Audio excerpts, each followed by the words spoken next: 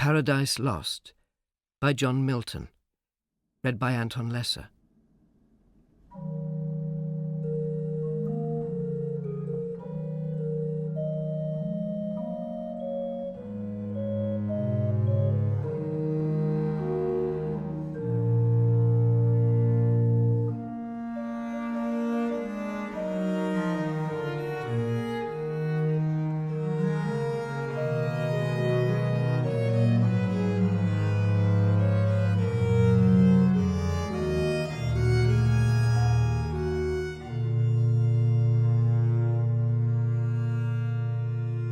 Book 1, The Argument. This first book proposes, first in brief, the whole subject, man's disobedience, and the loss thereupon of paradise wherein he was placed. Then touches the prime cause of his fall, the serpent, or rather Satan in the serpent, who, revolting from God, and drawing to his side many legions of angels, was by the command of God driven out of heaven with all his crew into the great deep. Which action passed over, the poem hastes into the midst of things, presenting Satan with his angels now fallen into hell, described here not in the centre, for heaven and earth may be supposed as yet not made, certainly not yet accursed, but in a place of utter darkness, fitliest called chaos. Here Satan with his angels lying on the burning lake, thunderstruck and astonished, after a certain space recovers, as from confusion, calls up him who next in order and dignity lay by him. They confer of their miserable fall. Satan awakens all his legions who lay till then in the same manner confounded. They rise. Their numbers, array of battle, their chief leaders named, according to the idols known afterwards in Canaan and the countries adjoining. To these Satan directs his speech, comforts them with hope yet of regaining heaven, but tells them lastly of a new world, a new kind of creature to be created, according to an ancient prophecy or report in heaven. For that angels were long before this visible creation was the opinion of many ancient fathers. To find out the truth of this prophecy, and what to determine thereon, he refers to a full council. What his associates thence attempt. Pandemonium, the palace of Satan, rises, suddenly built out of the deep. The infernal peers there sit in council.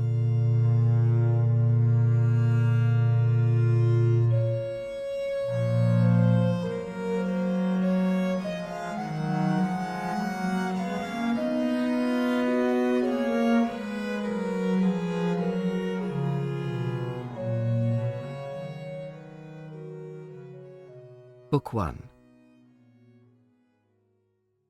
Of man's first disobedience, and the fruit of that forbidden tree, whose mortal taste brought death into the world, and all our woe, with loss of Eden, till one greater man restore us and regain the blissful seat, sing, heavenly muse, that on the secret top of Oreb or of Sinai didst inspire that shepherd, who first taught the chosen seed in the beginning how the heavens and earth rose out of chaos. Or if Sion hill delight thee more, and Siloa's brook that flowed fast by the oracle of God, I thence invoke thy aid to my adventurer's song, that with no middle flight intends to soar above the Aeonian mount, while it pursues things unattempted yet in prose or rhyme. And chiefly thou, O Spirit, that dost prefer before all temples the upright heart and pure, instruct me, for thou knowest, thou from the first wast present, and with mighty wings outspread, dove-like satst brooding on the vast abyss, and madest it pregnant. What in me is dark, illumine. What is low, raise and support, that to the height of this great argument I may assert eternal providence, and justify the ways of God to men. Say first, for heaven hides nothing from thy view, nor the deep tract of hell. Say first, what cause moved our grandparents in that happy state, favoured of heaven so highly, to fall off from their Creator and transgress his will, for one restraint, lords of the world besides. Who first seduced them to that foul revolt?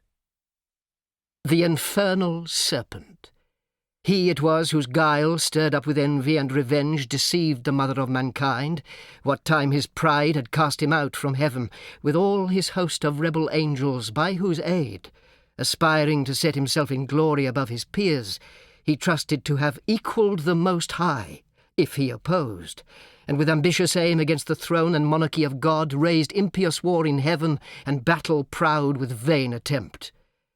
Him the almighty power hurled headlong, flaming from the ethereal sky, with hideous ruin and combustion down to bottomless perdition, there to dwell in adamantine chains and penal fire, who durst defy the omnipotent to arms. 9 times the space that measures day and night to mortal men, he, with his horrid crew, lay vanquished, rolling in the fiery gulf, confounded, though immortal. But his doom reserved him to more wrath, for now the thought both of lost happiness and lasting pain torments him. Round he throws his baleful eyes that witnessed huge affliction and dismay, mixed with obdurate pride and steadfast hate. At once, as far as angels ken, he views the dismal situation, waste and wild, a dungeon horrible, on all sides round as one great furnace flamed. Yet from those flames no light, but rather darkness visible served only to discover sights of woe, regions of sorrow, doleful shades where peace and rest can never dwell, hope never comes that comes to all, but torture without end still urges, and a fiery deluge fed with ever-burning sulphur unconsumed. Such place eternal justice has prepared for those rebellious. Here their prison ordained in utter darkness, and their portion set, as far removed from God and light of heaven as from the centre thrice to the utmost pole. Oh, how unlike the place from whence they fell! There the companions of his fall, o'erwhelmed with floods and whirlwinds of tempestuous fire, he soon discerns, and, weltering by his side, one next himself in power and next in crime, long after known in Palestine and named Beelzebub, to whom the arch-enemy, and thence in heaven called Satan, with bold words, breaking the horrid silence, thus began. If thou beest he, but oh, how fallen, how changed from him who in the happy realms of light, clothed with transcendent brightness, didst outshine myriads though bright. If he, whom mutual league, united thoughts and counsels, equal hope and hazard in the glorious enterprise joined with me once, now misery hath joined in equal ruin. Into what pit thou seest, from what height fallen, so much the stronger proved he with his thunder, until then who knew the force of those dire arms? Yet not for those, nor what the potent victor in his rage can else inflict, do I repent, or change, though changed in outward lustre, that fixed mind, and high disdain from sense of injured merit, that with the mightiest raised me to contend, and to the fierce contentions brought along innumerable force of spirits armed, that durst dislike his reign, and me preferring his utmost power, with adverse power opposed, in dubious battle on the plains of heaven, and shook his throne. What though the field be lost? All is not lost. The unconquerable will, and study of revenge, immortal hate, and courage, never to submit or yield, and what is else not to be overcome. That glory never shall his wrath or might extort from me. To bow and sue for grace with suppliant knee, and deify his power, who from the terror of this arm so late doubted his empire, that were low indeed. That were an ignominy and shame beneath this downfall, since by fate the strength of gods and this imperial substance cannot fail, since through experience of this great event, in arms not worse, in foresight much advanced, we may with more successful hope resolve to wage by force or guile eternal war, irreconcilable to our grand foe, who now triumphs, and in the excess of joy sole reigning holds the tyranny of heaven. So spake the apostate angel, though in pain, vaunting aloud but racked with deep despair, and him thus answered soon his bold compeer. O Prince, O chief of many throned powers, that led the embattled seraphim to war under thy conduct, and in dreadful deeds fearless endangered heaven's perpetual king, and put to proof his high supremacy, whether upheld by strength or chance or fate, too well I see and rue the dire event that, with sad overthrow and foul defeat, hath lost us heaven, and all this mighty host in horrible destruction laid thus low, as far as gods and heavenly essences can perish. For the mind and spirit remains invincible, and vigour soon returns, though all our glory extinct, and happy state here swallowed up in endless misery. But what if he, our conqueror, whom I now of force believe almighty, since no less than such could have o'erpowered such force as ours, have left us this our spirit and strength entire strongly to suffer, and support our pains that we may so suffice his vengeful ire, or do him mightier service as his thralls by right of war, whate'er his business be, here in the heart of hell to work in fire, or do his errands in the gloomy deep? What can it us avail, though yet we feel strength undiminished or eternal being, to undergo eternal punishment?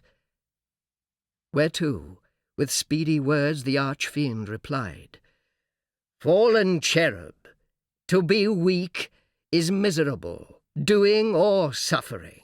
But of this be sure, to do aught good never will be our task, but ever to do ill our sole delight, as being the contrary to his high will whom we resist. If then his providence out of our evil seek to bring forth good, our labour must be to pervert that end, and out of good still to find means of evil, which oft times may succeed, so as perhaps shall grieve him, if I fail not, and disturb his inmost counsels from their destined aim. But see, the angry victor hath recalled his ministers of vengeance and pursuit back to the gates of heaven.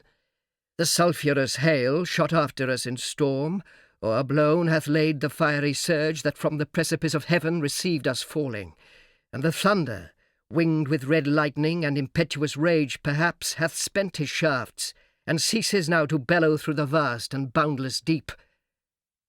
Let us not slip the occasion, whether scorn or satiate fury yield it from our foe.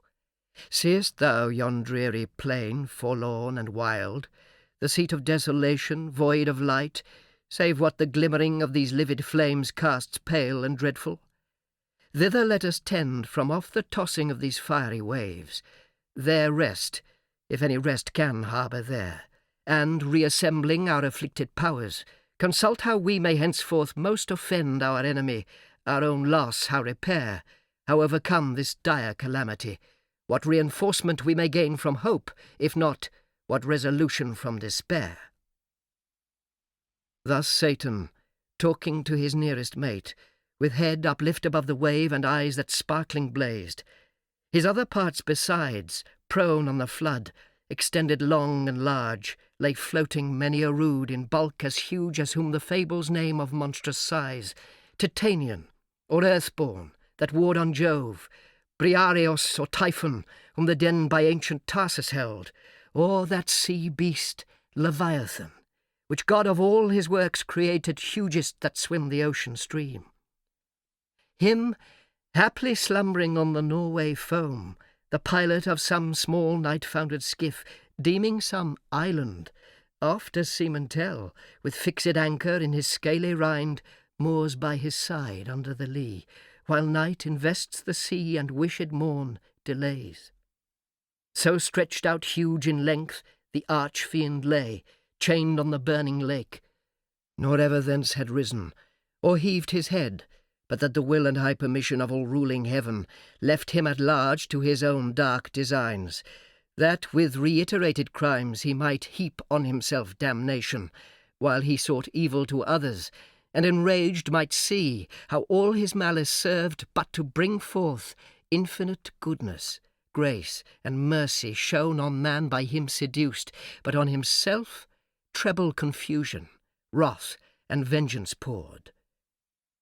Forthwith upright, he rears from off the pool his mighty stature, On each hand the flames, driven backward, slope their pointing spires, and, rolled in billows, leave i' the midst a horrid veil.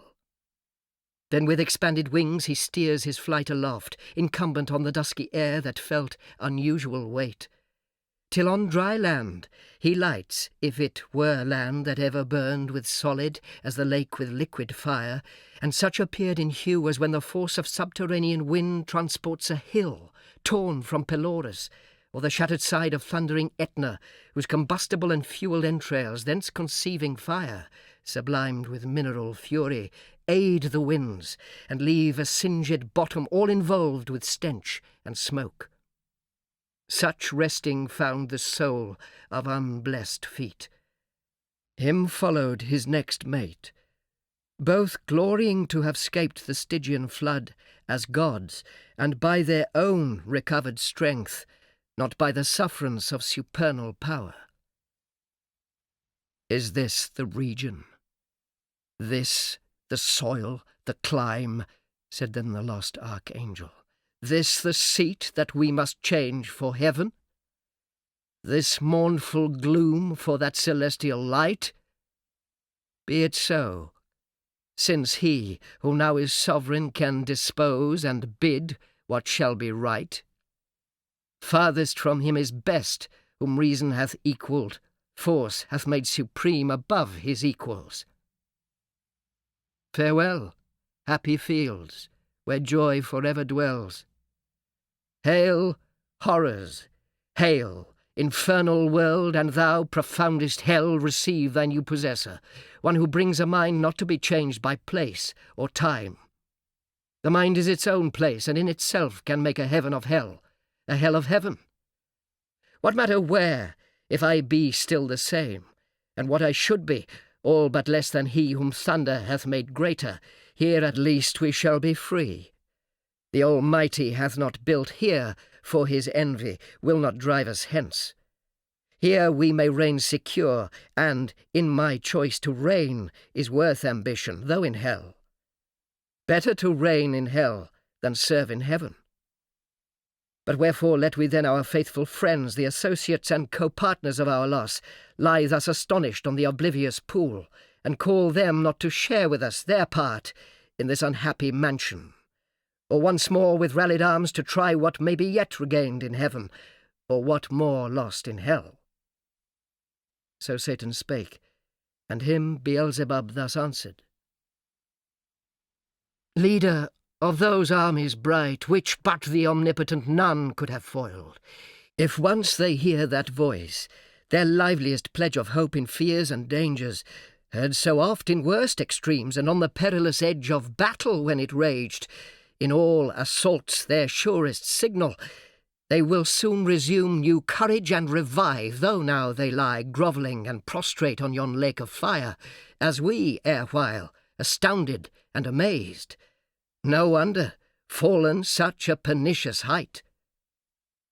He scarce had ceased, when the superior fiend was moving toward the shore, his ponderous shield, ethereal temper, massy, large and round behind him cast.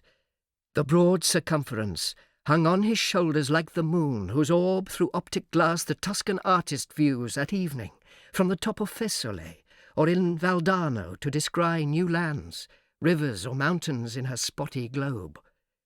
His spear, to equal which the tallest pine hewn on Norwegian hills to be the mast of some great admiral, were but a wand he walked with to support uneasy steps over the burning marl, not like those steps on heaven's azure.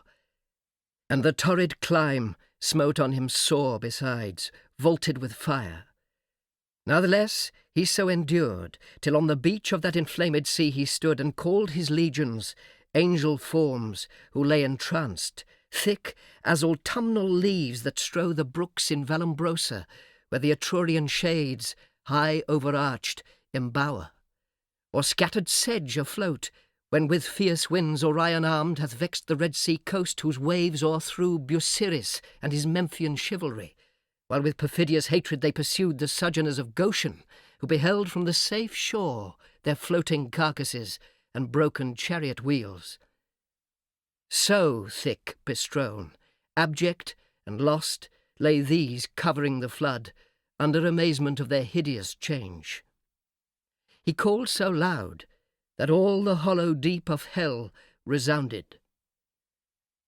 "Princes, potentates, warriors, the flower of heaven, once yours, now lost, if such astonishment as this can seize eternal spirits.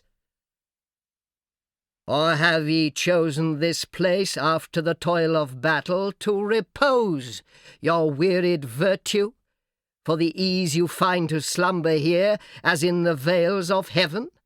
Or in this abject posture have ye sworn to adore the conqueror, who now beholds cherub and seraph rolling in the flood with scattered arms and ensigns, till anon his swift pursuers from heaven gates discern the advantage, and descending tread us down, thus drooping, or with linked thunderbolts transfix us to the bottom of this gulf? Awake, arise, or be forever fallen." They heard, and were abashed, and up they sprung upon the wing, as when men wont to watch on duty, sleeping found by whom they dread, rouse and bestir themselves ere well awake. Nor did they not perceive the evil plight in which they were, or the fierce pains not feel.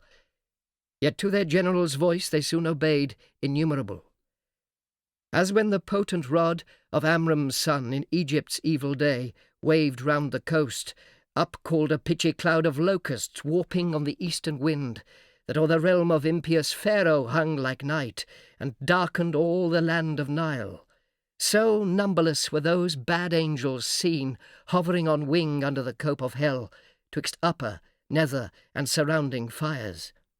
Till, as a signal given, the uplifted spear of their great Sultan waving to direct their course, in even balance down they light on the firm brimstone, and fill all the plain.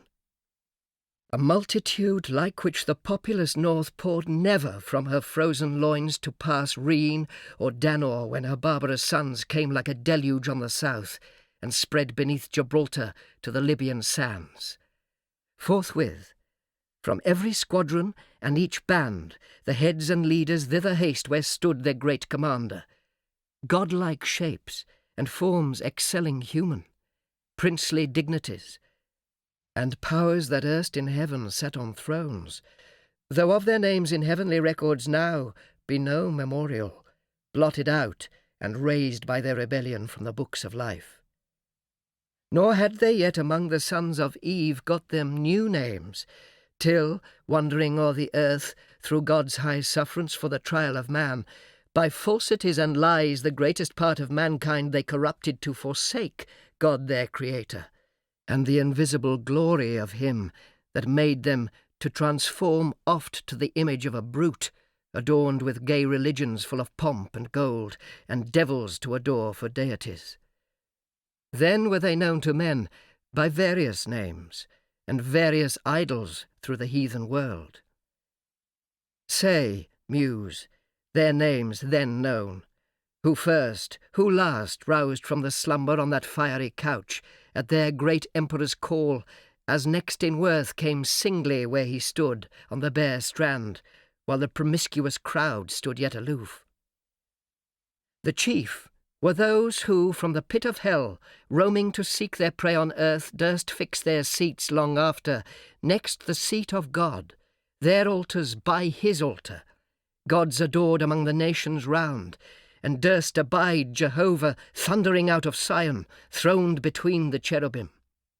Yea, often placed within his sanctuary itself their shrines, abominations, and with cursed things his holy rites and solemn feasts profaned, and with their darkness durst affront his light. First, Moloch, horrid king, besmeared with blood of human sacrifice and parents' tears, though for the noise of drums and timbrels loud their children's cries unheard that passed through fire to his grim idol. Him the Ammonite worshipped in Rabbah and her watery plain, in Argob and in Basan to the stream of utmost Arnon. Nor content with such audacious neighbourhood, The wisest heart of Solomon he led by fraud to build his temple right against the temple of God on that opprobrious hill, and made his grove the pleasant valley of Hinnom, Tophet thence and black Gehenna called, the type of hell. Next, Chemos, the obscene dread of Moab's sons, from Aroer to Nebo and the wild of southmost Abarim, in Hesebon and Horonaim, Seon's realm beyond the flowery dale of Sibma clad with vines, and Eleale to the asphaltic pool. Peor, his other name, when he enticed Israel in Sittim, on their march from Nile to do him wanton rites which cost them woe. Yet thence his lustful orgies he enlarged even to that hill of scandal, by the grove of Moloch homicide, lust hard by hate, till good Josiah drove them thence to hell. With these came they who, from the bordering flood of old Euphrates to the brook that parts Egypt from Syrian ground, had general names of Baalim and Ashtaroth, those male, these feminine. For spirits, when they please, can either sex assume, or both. So soft and uncompounded is their essence pure, not tied or manacled with joint or limb, nor founded on the brittle strength of bones, like cumbrous flesh. But in what shape they choose, dilated or condensed, bright or obscure, can execute their airy purposes, and works of love or enmity fulfill. For those the race of Israel oft forsook their living strength, and unfrequented left his righteous altar, bowing lowly down to bestial gods, for which their heads as low bowed down in battle, sunk before the spear of despicable foes. With these in troop came Astoreth, whom the Phoenicians called Astarte, Queen of Heaven, with crescent horns, to whose bright image nightly by the moon Sidonian virgins paid their vows and songs. In Sion also not unsung, where stood her temple on the offensive mountain, built by that uxorious king whose heart, though large, beguiled by fair idolatresses, fell to idols foul. Thammuz came next behind, whose annual wound in Lebanon allured the Syrian damsels to lament his fate in amorous ditties all a summer's day, while smooth Adonis from his native rock ran purple to the sea, supposed with blood of Thammuz yearly wounded. The love tale infected Sion's daughters with like heat, whose wanton passions in the sacred porch Ezekiel saw, when by the vision led his eye surveyed the dark idolatries of alienated Judah. Next came one who mourned in earnest when the captive ark maimed his brute image, head and hands lopped off, in his own temple on the Grunsel edge, where he fell flat and shamed his worshippers. Dagon, his name, sea monster, upward man and downward fish, yet had his temple high reared in Azotus, dreaded through the coast of Palestine, in Gath and Ascalon and Acaron and Gaza's frontier bounds. Him followed Rimmon, whose delightful seat was fair Damascus on the fertile banks of Abana and Pharphar, lucid streams. He also against the house of God was bold. A leper once he lost and gained a king, Ahaz, his sottish conqueror, whom he drew God's altar to disparage and displace for one of Syrian mode, whereon to burn his odious offerings and adore the gods whom he had vanquished. After these appeared a crew who, under names of old renown, Osiris, Isis, Horus, and their train, with monstrous shapes and sorceries, abused fanatic Egypt, and her priests to seek their wandering gods disguised in brutish forms rather than human. Nor did Israel escape the infection, when their borrowed gold composed the calf in Oreb, and the rebel king doubled that sin in Bethel and in Dan, likening his maker to the grazed ox, Jehovah, who in one night, when he passed from Egypt marching, equalled with one stroke both her firstborn and all her bleating gods. Belial came last. than whom a spirit more lewd fell not from heaven, or more gross to love vice for itself. To him no temple stood, or altar smoked. Yet who more oft than he, in temples, and at altars when the priest turns atheist, as did Eli's sons, who filled with lust and violence the house of God. In courts and palaces he also reigns, and in luxurious cities, where the noise of riot ascends above their loftiest towers, and injury and outrage. And when night darkens the streets, then wander forth the sons of Belial, flown with insolence and wine. Witness the streets of Sodom, and that night in Gibeah, when the hospitable door exposed a matron to avoid worse rape. These were the prime, in order and in might. The rest were long to tell, though far renowned the Ionian gods, of Javan's issue held gods, yet confessed later than heaven and earth their boasted parents, Titan, heaven's firstborn, with his enormous brood and birthright seized by younger Saturn. He from mightier Jove, his own and Rhea's son, like measure found, so Jove usurping reigned. These first in Crete and Ida known, thence on the snowy top of cold Olympus ruled the middle air, their highest heaven. Or on the Delphian cliff, or in Dodona and through all the bounds of Doric land, or who with Saturn old fled over Adria to the Hesperian fields, and o'er the Celtic roamed the utmost isles.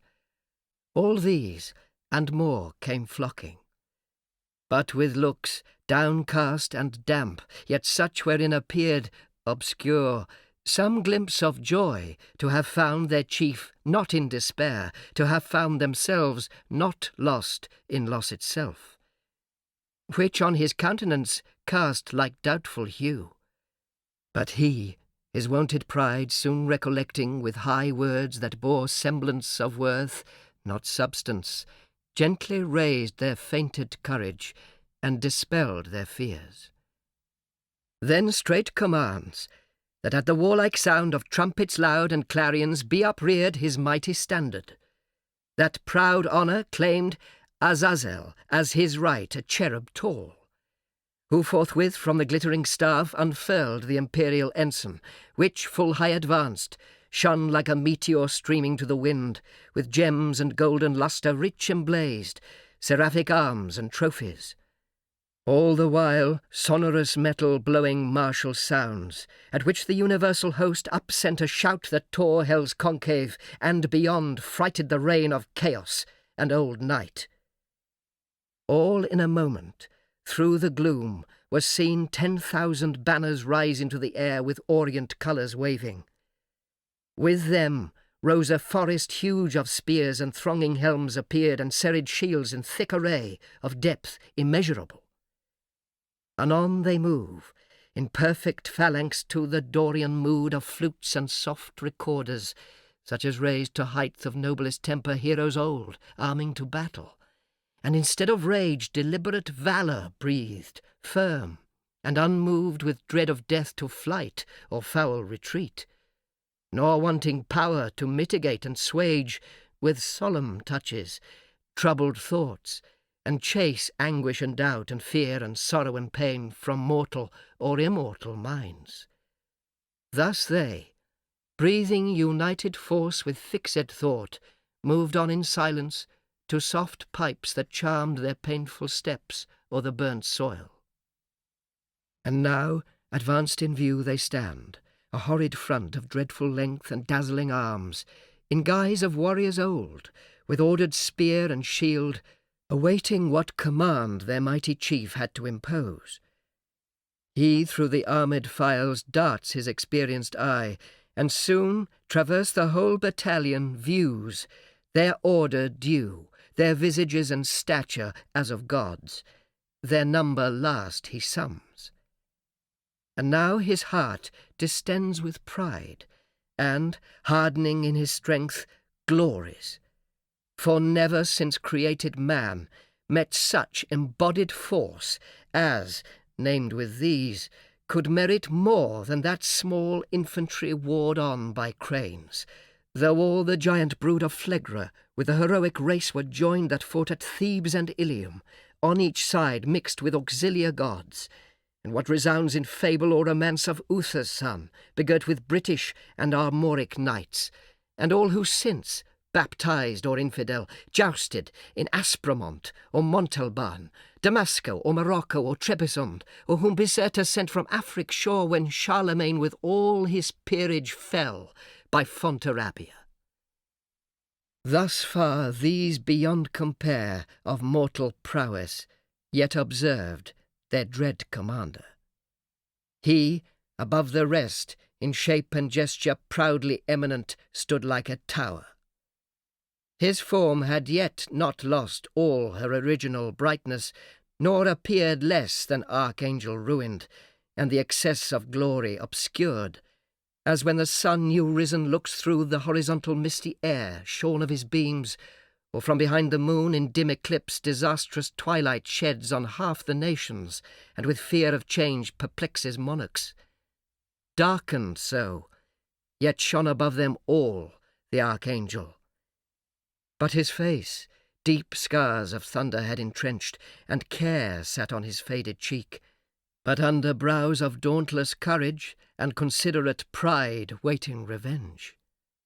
Cruel his eye, but cast signs of remorse and passion, to behold the fellows of his crime, the followers rather, far other once beheld in bliss, condemned forever now to have their lot in pain, millions of spirits, for his fault immersed of heaven, and from eternal splendours flung for his revolt. Yet faithful how they stood, their glory withered, as when heaven's fire hath scathed the forest oaks or mountain pines, with singed top their stately growth, though bare, stands on the blasted heath. He now prepared to speak, whereat their doubled ranks they bend from wing to wing, and half enclose him round with all his peers. Attention held them mute. Thrice he essayed, and thrice, in spite of scorn, tears, such as angels weep, burst forth.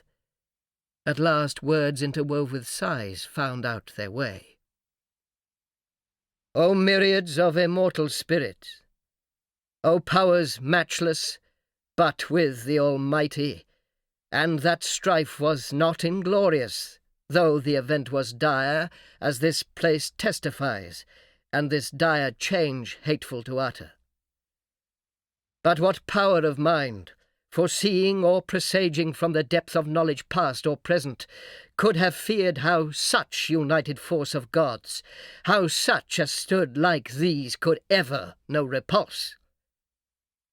For who can yet believe, though after loss, that all these puissant legions, whose exile hath emptied heaven, shall fail to reascend, self-raised, and repossess their native seat?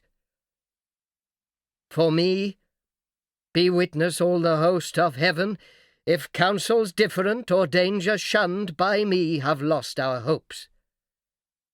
But he who reigns monarch in heaven, till then as one secure, sat on his throne, upheld by old repute, consent, or custom, and his regal state put forth at full, but still his strength concealed, which tempted our attempt, and wrought our fall. Henceforth his might we know, and know our own, so as not either to provoke or dread new war provoked. Our better part remains to work in close design by fraud or guile what force effected not, that he no less at length from us may find, who overcomes by force hath overcome but half his foe. Space may produce new worlds, whereof so rife there went a fame in heaven that he ere long intended to create and therein plant a generation, whom his choice regard should favour equal to the sons of heaven. Thither, if but to pry, shall be perhaps our first eruption. Thither or elsewhere, For this infernal pit shall never hold celestial spirits in bondage, nor the abyss long under darkness cover. But these thoughts, full counsel must mature. Peace is despaired, for who can think submission? War, then, war, open or understood, must be resolved. He spake, and to confirm his words out flew millions of flaming swords drawn from the thighs of mighty cherubim. The sudden blaze far round illumined hell. Highly they raged against the highest, and fierce with grasped arms clashed on their sounding shields the din of war, hurling defiance towards the vault of heaven. There stood a hill not far, whose grisly top belched fire and rolling smoke. The rest entire shone with a glossy scurf, undoubted sign that in his womb was hid metallic ore, the work of sulphur. Thither, winged with speed, a numerous brigade hastened, as when bands of pioneers with spade and pickaxe armed, forerun the royal camp to trench a field or cast a rampart. Mammon led them on. Mammon, the least erected spirit that fell from heaven, for even in heaven his looks and thoughts were always downward bent, admiring more the riches of heaven's pavement, trodden gold, than aught divine or holy else enjoyed in vision beatific. By him, first, men also, and by his suggestion taught, ransacked the centre, and with impious hands rifled the bowels of their mother earth for treasures better hid. Soon had his crew opened into the hill a spacious wound, and digged out ribs of gold. Let none admire that riches grow in hell. That soil may best deserve the precious bane. And here let those who boast in mortal things, and wondering tell of Babel and the works of Memphian kings, learn how their greatest monuments of fame and strength and art are easily outdone by spirits reprobate, and in an hour, what in an age they, with incessant toil and hands innumerable, scarce perform. Nigh on the plain, in many cells prepared that underneath had veins of liquid fire sluiced from the lake, a second multitude with wondrous art founded the massy ore, severing each kind and scummed the bullion dross. A third as soon had formed within the ground a various mould, and from the boiling cells by strange conveyance filled each hollow nook. As in an organ, from one blast of wind to many a row of pipes the sound-board breathes, anon out of the earth a fabric huge rose like an exhalation with a sound of dulcet symphonies and voices sweet, built like a temple, where pilasters round were set and Doric pillars overlaid with golden architrave. Nor did there want cornice or frieze with bossy sculptures graven. The roof was fretted gold.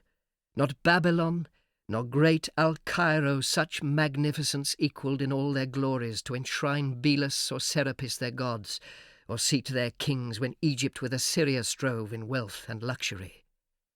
The ascending pile stood fixed her stately height, and straight the doors, opening their brazen folds, discover wide within her ample spaces or the smooth and level pavement. From the arched roof, pendant by subtle magic, many a row of starry lamps and blazing cressets, fed with naphtha and asphaltus, yielded light as from a sky. The hasty multitude admiring entered, and the work some praise, and some the architect. His hand was known in heaven by many a towered structured high, where sceptred angels held their residence, and sat as princes, whom the supreme king exalted to such power, and gave to rule, each in his hierarchy, the orders bright. Nor was his name unheard or unadored in ancient Greece, and in Orsonian land men called him Mulciber. And how he fell from heaven, they fabled, thrown by angry Jove sheer o'er the crystal battlements. From morn to noon he fell, from noon to dewy eve, a summer's day, and with the setting sun dropped from the zenith like a falling star on Lemnos, the Aegean isle. Thus they relate, erring, for he with this rebellious rout fell long before, Nor aught availed him now to have built in heaven high towers, nor did he scape by all his engines, but was headlong sent with his industrious crew to build in hell. Meanwhile, the winged heralds, by command of sovereign power, with awful ceremony and trumpet sound, throughout the host proclaim a solemn council forthwith to be held at Pandemonium, the high capital of Satan and his peers. Their summons called from every band and squared regiment by place or choice the worthiest. They anon with hundreds and with thousands trooping came attended. All access was thronged, the gates and porches wide, but chief, the spacious hall, though like a covered field where champions bold wont ride in armed, and at the soldan's chair defied the best of Paynim chivalry to mortal combat or career with lance, thick swarmed both on the ground and in the air, brushed with the hiss of rustling wings, as bees in springtime, when the sun with Taurus rides, pour forth their populous youth about the hive in clusters. They among fresh dews and flowers fly to and fro, or on the smoothed plank, the suburb of their straw-built citadel, new rubbed with balm, expatiate and confer their state affairs. So thick the airy crowd swarmed and were straitened, till the signal given, behold, a wonder!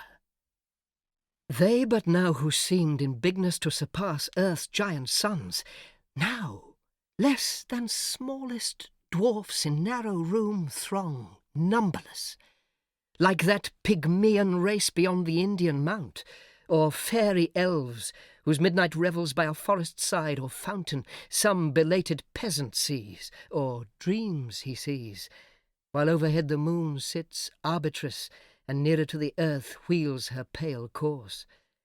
They, on their mirth and dance intent with jocund music, charm his ear.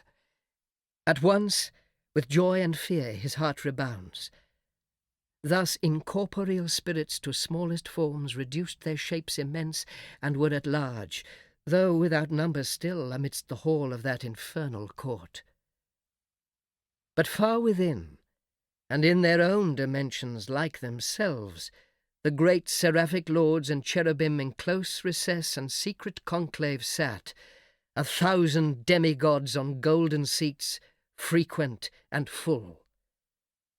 After short silence then, and summons read, the great consult began.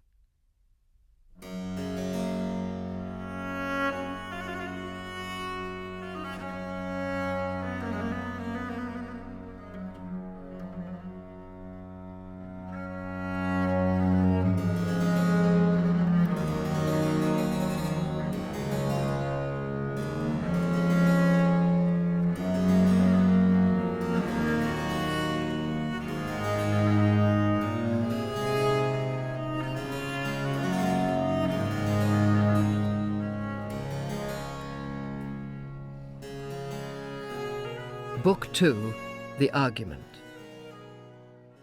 The consultation begun, Satan debates whether another battle be to be hazarded for the recovery of heaven.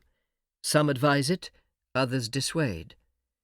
A third proposal is preferred, mentioned before by Satan, to search the truth of that prophecy or tradition in heaven concerning another world and another kind of creature, equal, or not much inferior to themselves, about this time to be created.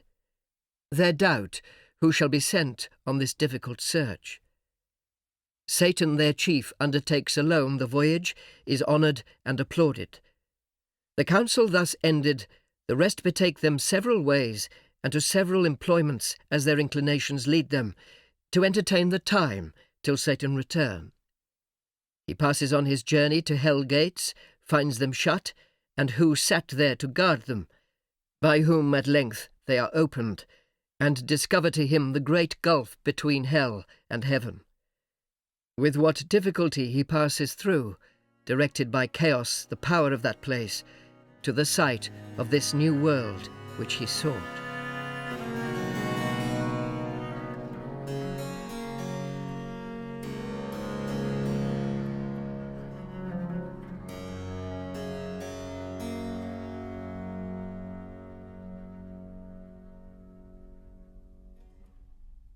Book 2.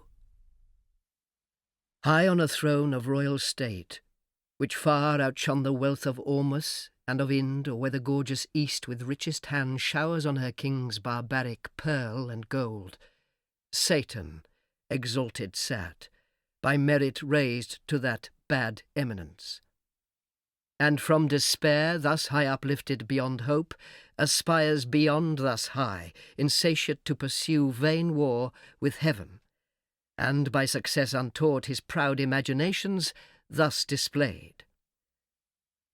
Powers and dominions, deities of heaven, for since no deep within her gulf can hold immortal vigour, though oppressed and fallen, I give not heaven for lost. From this descent celestial virtues rising will appear more glorious and more dread than from no fall, and trust themselves to fear no second fate. Me, though just right, and the fixed laws of heaven did first create your leader, next free choice with what besides in council or in fight hath been achieved of merit, yet this loss, thus far at least recovered, hath much more established in a safe, unenvied throne, yielded with full consent. The happier state in heaven, which follows dignity, might draw envy from each inferior, but who here will envy whom the highest place exposes foremost to stand against the thunderer's aim, your bulwark, and condemns to greatest share of endless pain? Where there is, then, no good for which to strive, no strife can grow up there from faction. For none sure will claim in hell precedence, none whose portion is so small of present pain that with ambitious mind will covet more.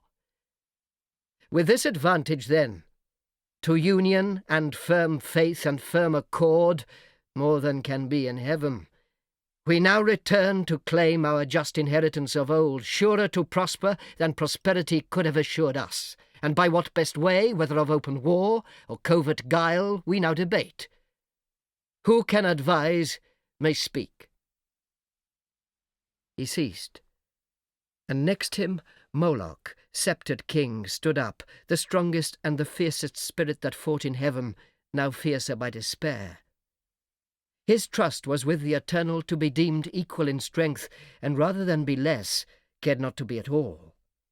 With that care lost went all his fear, of God or hell or worse, he recked not, and these words thereafter spake. My sentence is for open war. Of wiles, more unexpert, I'd boast not. Them let those contrive who need or when they need, not now.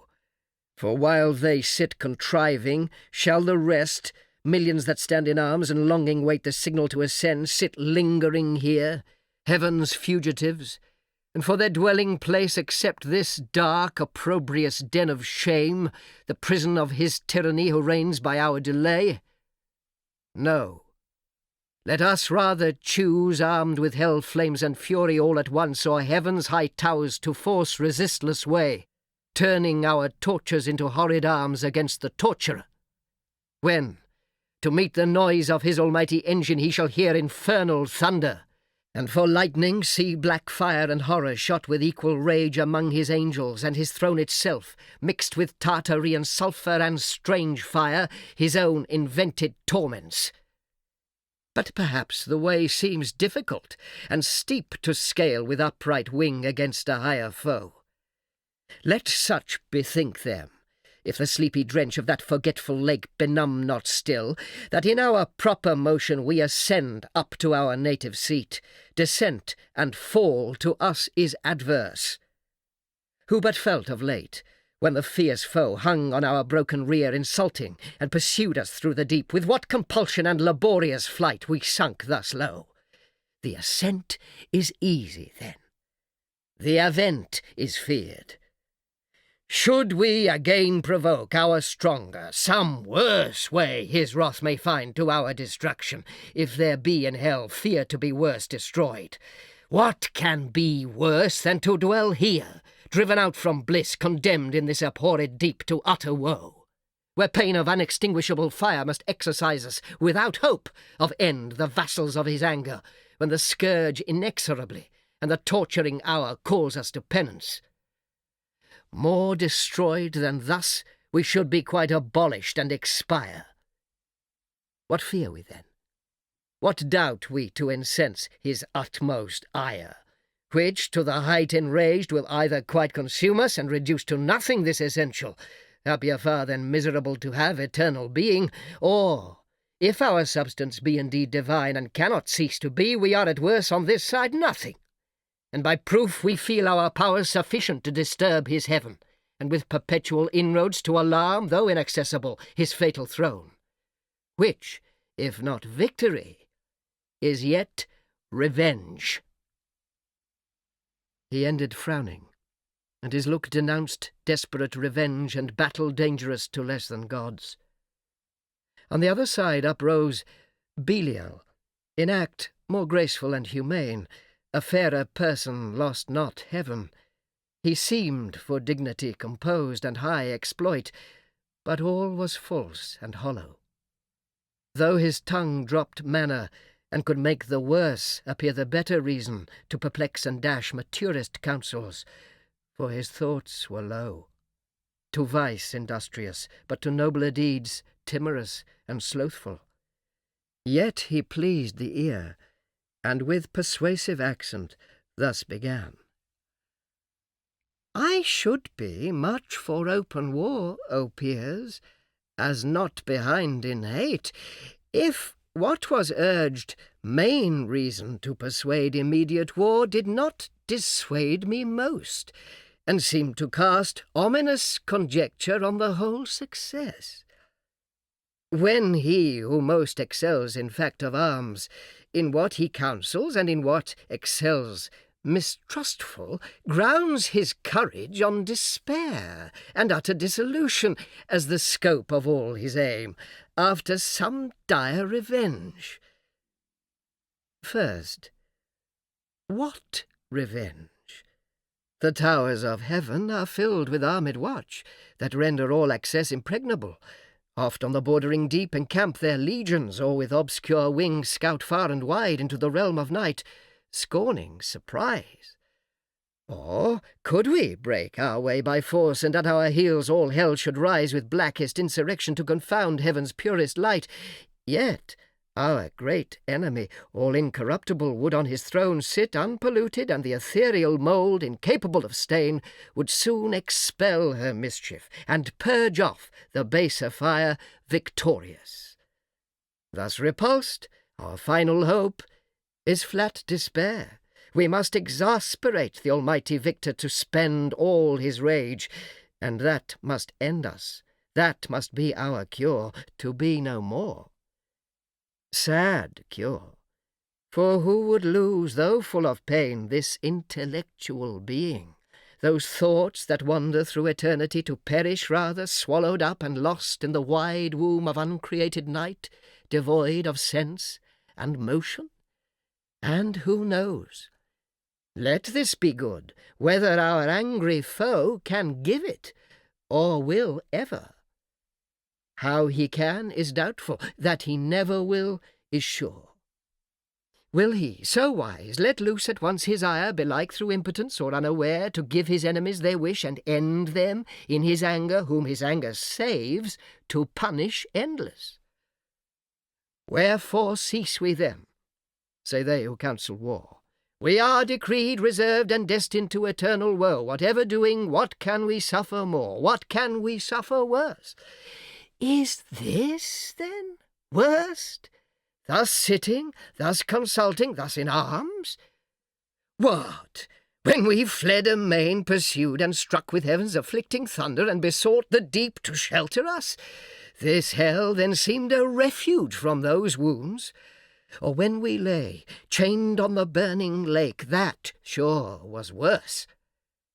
What if the breath that kindled those grim fires awaked should blow them into sevenfold rage and plunge us in the flames, or from above should intermitted vengeance arm again his red right hand to plague us? What if all her stores were opened, and this firmament of hell should spout her cataracts of fire, impendent horrors, threatening hideous fall one day upon our heads?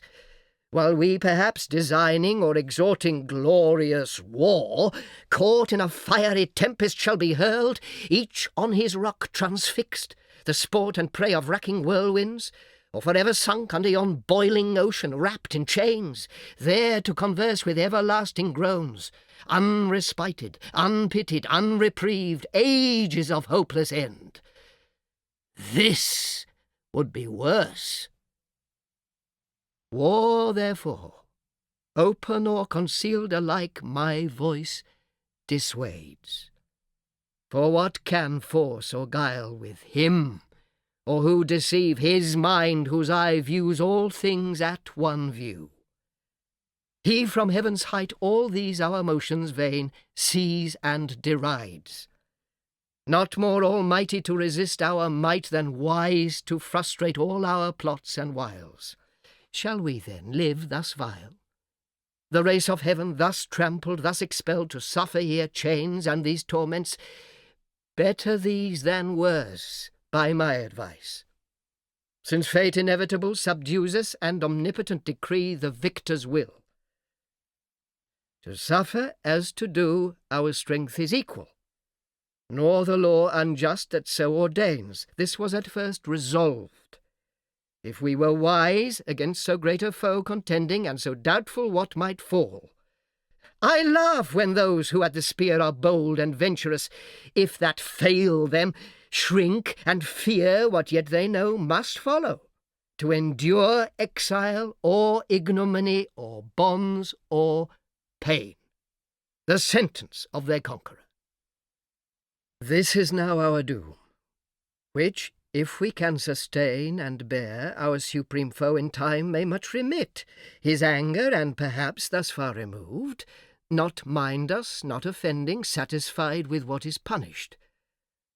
Whence these raging fires will slacken, if his breath stir not their flames. Our purer essence then will overcome their noxious vapour, or inured not feel. Or, changed at length into the place conformed in temper and in nature, will receive familiar the fierce heat, and, void of pain, this horror will grow mild, this darkness light. Besides, what hope the never-ending flight of future days may bring, what chance, what change worth waiting, since our present lot appears for happy, though but ill, for ill not worst, if we procure not to ourselves more woe. Thus Belial, with words clothed in reason's garb, counselled ignoble ease and peaceful sloth, not peace. And after him thus Mammon spake. Either to disenthrone the King of Heaven we war, if war be best, or to regain our own right lost. Him to unthrone we then may hope, when everlasting fate shall yield to fickle chance, and chaos judge the strife. The former, vain to hope, argues as vain the latter, for what place can be for us within heaven's bound, unless heaven's Lord supreme we overpower? Suppose he should relent, and publish grace to all on promise made of new subjection. With what eyes could we stand in his presence humble, and receive strict laws imposed, to celebrate his throne with warbled hymns, and to his Godhead sing forced hallelujahs, while he lordly sits our envied sovereign, and his altar breathes ambrosial odours and ambrosial flowers, our servile offerings? This must be our task in heaven, this our delight. How wearisome eternity so spent in worship paid to whom we hate! Let us not then pursue by force impossible, by leave obtained unacceptable, though in heaven, our state of splendid vassalage, but rather seek our own good from ourselves, and from our own live to ourselves, though in this vast recess, free, and an unaccountable preferring hard liberty before the easy yoke of servile pomp. Our greatness will appear then most conspicuous when great things of small, useful of hurtful, prosperous of adverse, we can create, and in what place soe'er thrive under evil, and work ease out of pain through labour and endurance. This deep world of darkness do we dread? How oft amidst thick clouds and dark doth heaven's all-ruling Sire choose to reside, his glory unobscured, and with the majesty of darkness round covers his throne, from whence deep thunders roar, mustering their rage, and heaven resembles hell. As he our darkness, cannot we his light imitate when we please? This desert soil wants not her hidden lustre, gems and gold, nor want we skill or art from whence to raise magnificence. And what can heaven show more? Our torments also may in length of time become our elements, these piercing fires as soft as now severe, our temper changed into their temper, which must needs remove the sensible of pain. All things invite to peaceful counsels, and the settled state of order, how in safety best we may compose our present evils, with regard of what we are and where, dismissing quite all thoughts of war. Ye have what I advise. He scarce had finished, when such murmur filled the assembly as when hollow rocks retain the sound of blustering winds, which all night long had roused the sea, now with hoarse cadence lull seafaring men o'erwatched, whose bark by chance or pinnace anchors in a craggy bay after the tempest. Such applause was heard as Mammon ended, and his sentence pleased, advising peace. For such another field they dreaded worse than hell. So much the fear of thunder and the sword of Michael wrought still within them, and no less desire to found this nether empire, which might rise by policy and long process of time in emulation opposite to heaven. Which when Beelzebub perceived, than whom Satan except none higher sat, with grave aspect he rose, and in his rising seemed a pillar of state.